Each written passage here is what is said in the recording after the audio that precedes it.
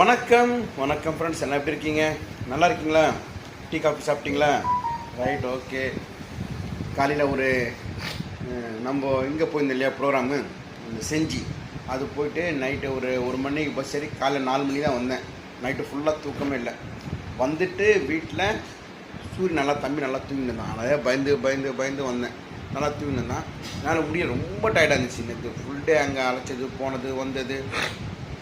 தூங்கிட்டேன். வந்து உடம்பு குளிச்சுட்டு தூண தான் தெரியும். எந்திரிச்சு பார்த்தா மணி பாருங்க 12:05. இது வரைக்கும் தூங்கினதே கிடையாது இது வரைக்கும். இப்போது தம்பி என்னை கேட்டுன்னு இருந்திருக்கான்.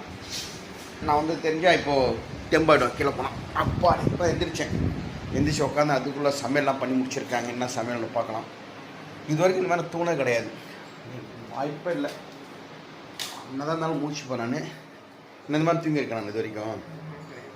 ஊருக்கு போயிட்டு வந்தால் கூட அப்படியே எழுந்து அப்படியே தான் வேலை பார்த்துட்டே இருப்பார். அது ஏன் தூங்கிட்டேன்னா வயசாயிடுச்சுன்னு ஆச்சு 55. என்ன தெரியுமாங்க, எல்லாத்துக்குமே இதுதான் சொல்கிறாரு.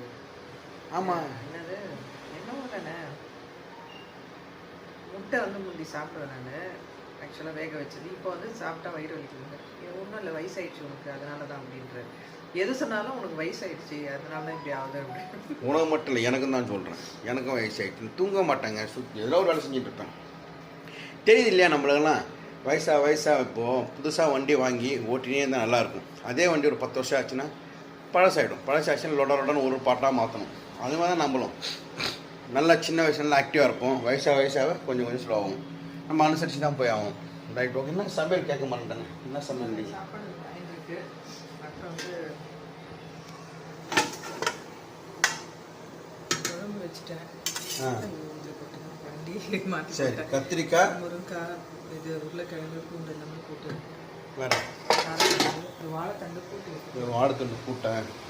எங்கள் ஒய்ஃப் வாழைத்தண்டு கூட்டு வச்சு அவ்வளோ டேஸ்ட்டாக இருக்கும். சூப்பராக வைப்பாங்க வாழைத்தண்டு. ரொம்ப அருமையாக வைப்பாங்க. இதில் இருக்கு. அது ஒன்றுமே இல்லைங்க. உங்களுக்கு புளி ஊற வைக்கிறேன். அது பார்க்குறது டிஃப்ரெண்ட்டாக இருந்துச்சு. ரசத்துக்கு உரிந்து ரசத்துக்கு இது கரைக்கிறதுக்காக வச்சுருக்கேன். எப்போ இந்த ரசப்பொடி வீட்டில் பண்ண ஆரம்பித்தாங்களோ அன்னேருந்து ரசம் செம்ம டேஸ்ட்டாக இருக்குது. ஒன்றும் இல்லை, சாப்பாடு ரசம் சாப்பிட்டாலும் திருப்தியாக இருக்கும். இப்போ நேற்று ஃபுல்லாக சாப்பிடல. சுற்றி ஒன்று காலைல சாப்பிடல, மதியானம் சாப்பிடல, நைட்டு சாப்பிடல. புரோகிராம் முடிச்சு தான் சாப்பிட்டேன்.